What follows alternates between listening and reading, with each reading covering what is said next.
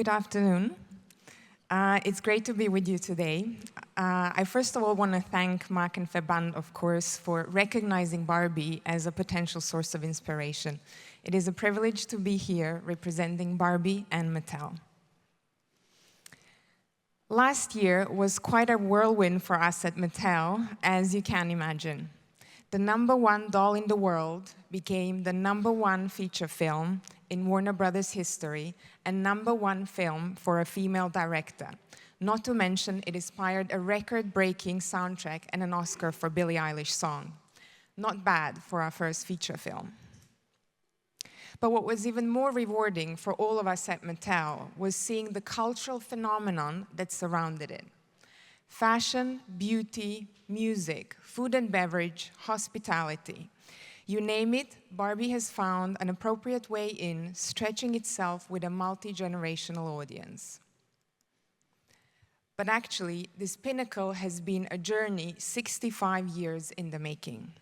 Today, I'll tell you her remarkable story that chronicles Barbie's brilliant rise, a nearly devastating stumble, and her celebrated comeback.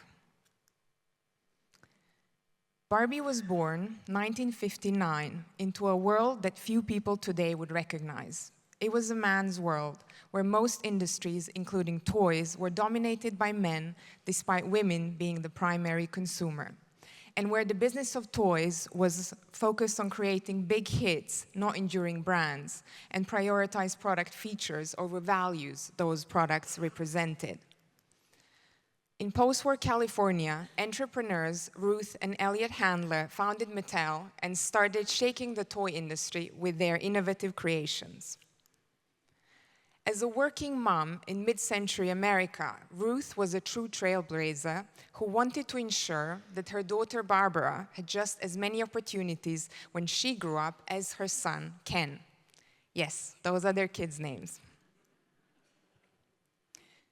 In those days, toys made for girls were largely focused on home and family, where girls could imagine themselves as a mom or a caregiver, whereas toys for boys encouraged role-playing, being a doctor, an astronaut, or a firefighter. But when Ruth watched her daughter and friends play with their paper dolls, she saw that they were not only playing with fashions, they were making up stories and imagining their future selves. And that was the genesis of Barbie, an entirely new type of doll play. Right from the start, Barbie was polarizing. Male retail buyers didn't quite get her. They weren't sure how moms would react to a doll with a grown-up body. So when Ruth introduced Barbie at the 1959 American Toy Fair, her pitch didn't focus on the progressive change she believed the invention would inspire. She simply convinced one retailer after another that Barbie would be a holiday hit of the year once girls saw her. But beyond that new proposition, Barbie was innovative on multiple levels. First, Barbie dolls were an engineering marvel that had to be produced in Japan with tiny fingers never made on a doll before. She was not only innovative in design, but also in marketing. Introduced through a TV commercial, still a novel approach at the time, during the Disney's Mickey Mouse Club to reach its audience, children and their mothers. And after an extensive TV campaign that almost bankrupted the company, she was a success. In year one, Mattel sold more than 300,000 dolls. The industry called this new toy sensation a fashion doll. But Ruth knew she'd created something much bigger, the original girl empowerment brand. The formula was simple. Purpose, to inspire the limitless potential in every girl, multiplied with relevance, a brand that reflects and inspires culture.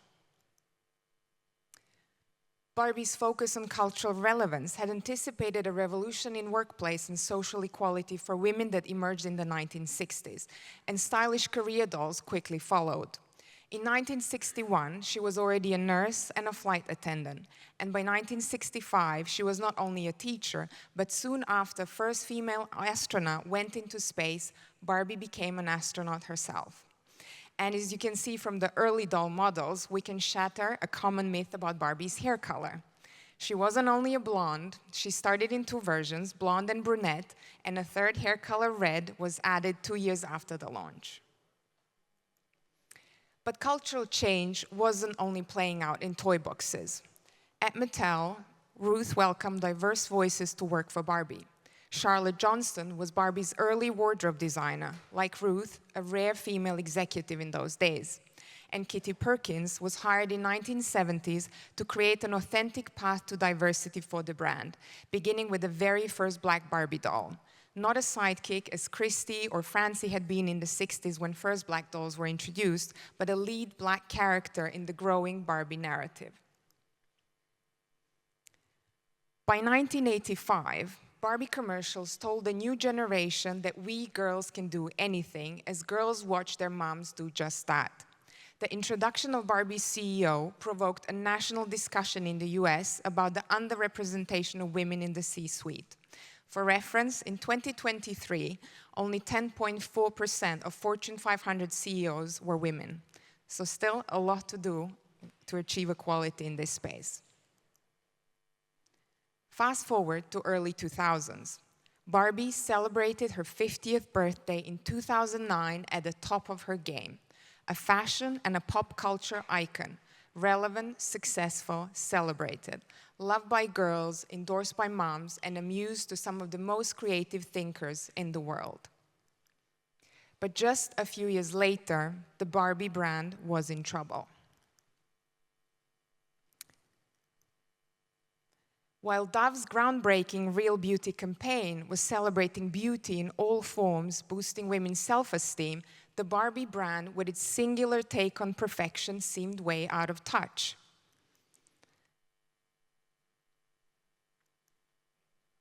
Barbie had turned her back on the girls. And when the public reacted, Barbie had lost her own narrative. Far from the layered it girl she has always been, Mom started to view Barbie as one-dimensional and worse, uninspiring. The original girl empowerment brand was losing an important foothold.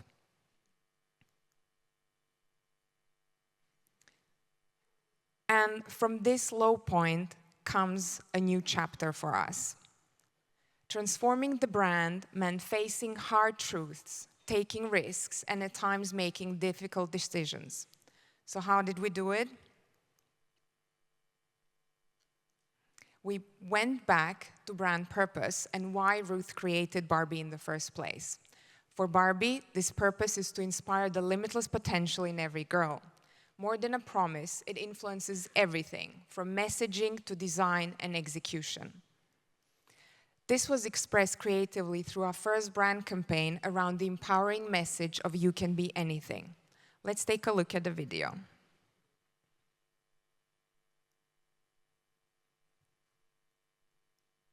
Gwyneth, and I'll be your professor today.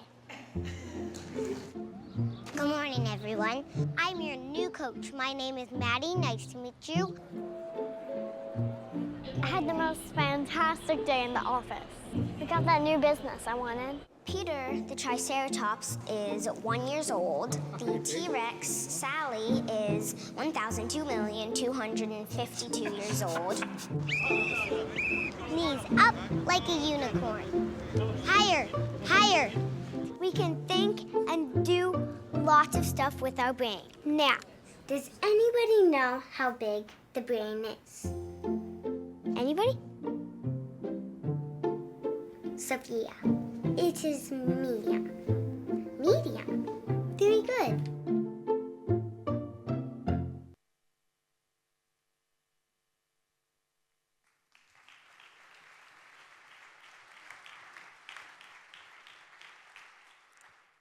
This award-winning campaign was a viral sensation that ignited a modern reevaluation of Barbie from a fashion model to a role model, and it restarted an important conversation with girls and their parents.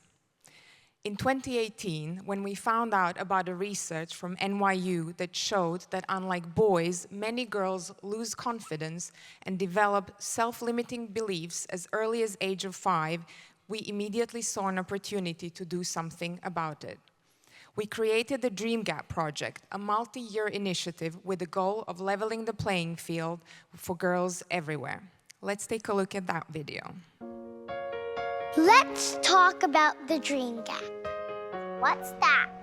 It's the gap that comes between girls and their full potential. You see, starting at age 5, girls stop believing they can be presidents, scientists, astronauts, big thinkers, engineers, CEOs, and the list goes on. Why? Because what else are we going to believe? When by age 7, we're more likely to think that boys are smarter than us. That's ridiculous. When we are 3 times less likely To be given a science-related toy. That's sad. And when our parents are twice as likely to Google, is my son gifted? Then is my daughter gifted? That's not cool. We need to see brilliant women being brilliant and see how they got to where they are. To imagine ourselves doing what they do. But we can't do it alone. Mums, dads, brothers, and bosses. We need all of you to help. We need to close the dream gap. It's up to all of us.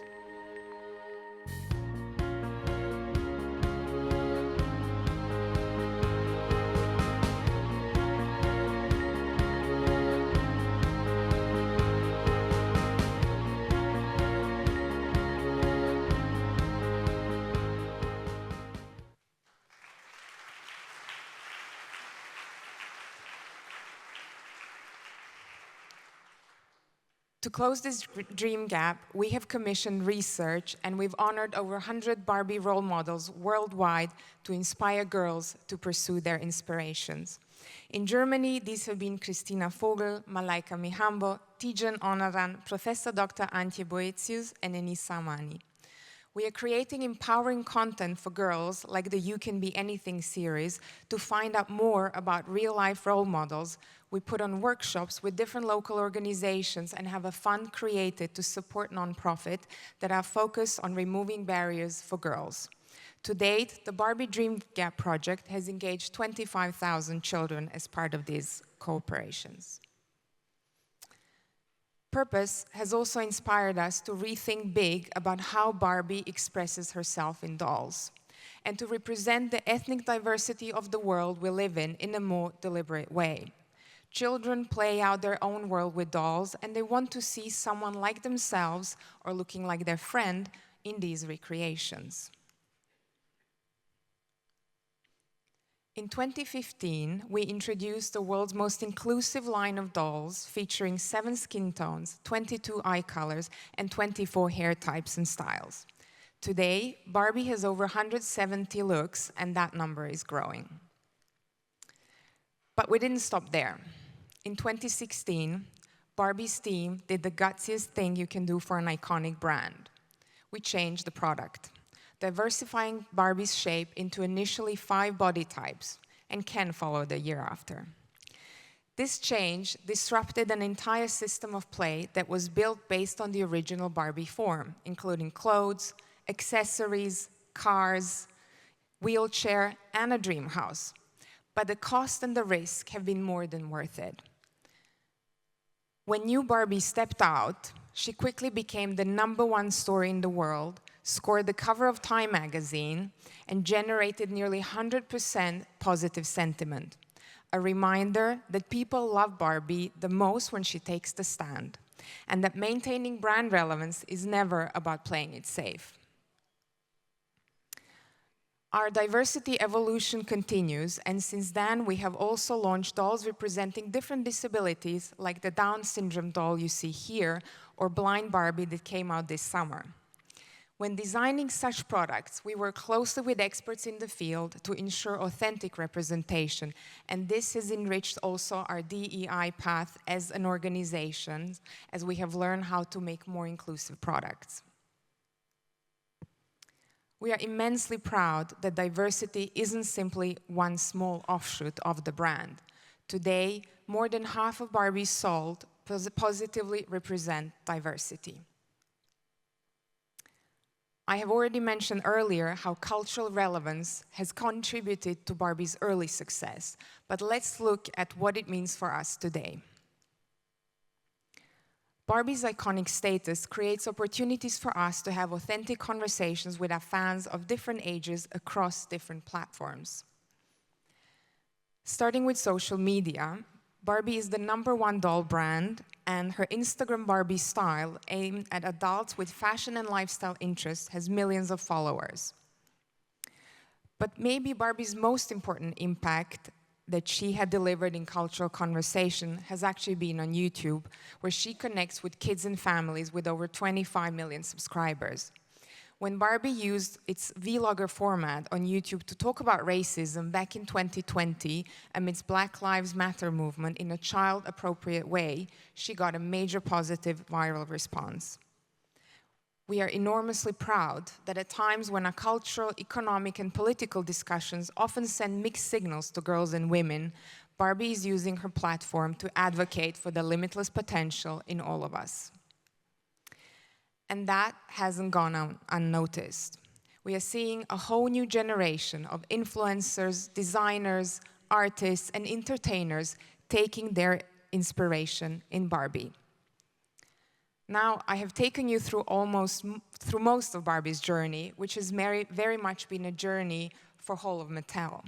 It was painful at times, as you can imagine, but we have learned a lot along the way. We realized that we've created a blueprint of how we want to drive our major brands and called it Mattel Playbook. The first pillar of it is brand purpose, and you have seen how this informed everything we do on Barbie, including the product and experiences that are rooted in consumer insight.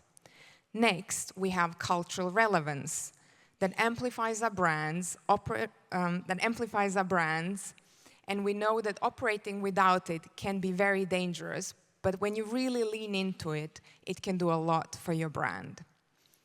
And once you have that appeal, you have the ability to stretch the brand with what we called franchise mindset. Now let's look at what that franchise mindset delivered for Barbie. Which brings me back to the Barbie movie.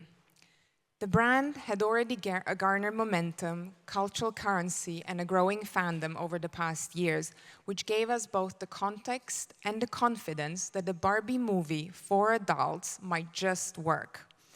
But it was its humanity and vulnerability that made the movie a phenomenon, and it is also this what made it such a bold move for us. So many people approached me after seeing the Barbie movie saying, I'm impressed that Mattel gave the freedom and the artistic license to show the brand and Mattel as a company the way they did.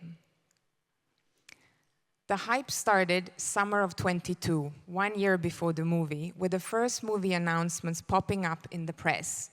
Suddenly, pink was everywhere. Vogue called the movement Barbiecore. From everyday people to politics, fans of all ages were not just wearing pink, they were modeling empowerment by wearing Barbie pink.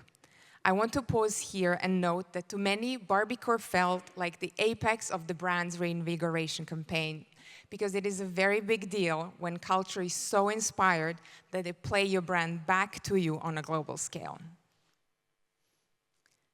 We were so lucky and honored to collaborate with such a tremendous pool of talented producers and writers that were able to depict Barbie's story in such a unique, humorous way while making you think about gender roles and humanity in general.